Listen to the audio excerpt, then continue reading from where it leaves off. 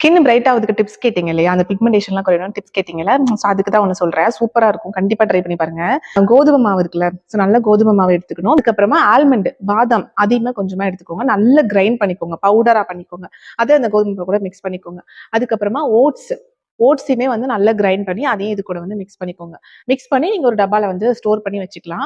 இதை வந்துட்டு குழந்தைங்களுக்கு போட போறீங்க அப்படின்னா நல்லா ஃபில்டர் பண்ணிக்கணும், நல்லா சலிச்சுக்கணும். அதுல வந்து இது இல்லாத அளவுக்கு நல்லா சலிச்சுட்டு நல்ல பவுடர் மாதிரி எடுத்துக்கணும். அப்ளை பண்ணும்போது இதுக்கு கூட கொஞ்சமா வந்துட்டு நெய், சுத்தமான நெய் கொஞ்சமா ஊத்திக்கிட்டு பால் கொஞ்சம் மிக்ஸ் பண்ணி இதை வந்து நீங்க ஃபேஸ் பேக்கா வந்து அப்ளை பண்ணும். இதை நீங்க வந்து தொடர்ந்து டெய்லியுமே பண்ணலாம், இல்ல டெய்லி முடியலன்னா வாரத்துக்கு 2 நாள் கூட பண்ணலாம். ஆனா கண்டிப்பா வந்து இது உங்க ஃபேஸ்ல வந்துட்டு ஒரு 45 மினிட்ஸ்ல இருந்து 1 ஹவர் இருக்கணும். அது வந்து தொடர்ந்து யூஸ் பண்ண நல்ல கலர் இன்க்ரீஸ் பண்ணி கொடுக்கும். பிக்மெண்டேஷன்லாம் வந்து ஃபேட் ஆகும்.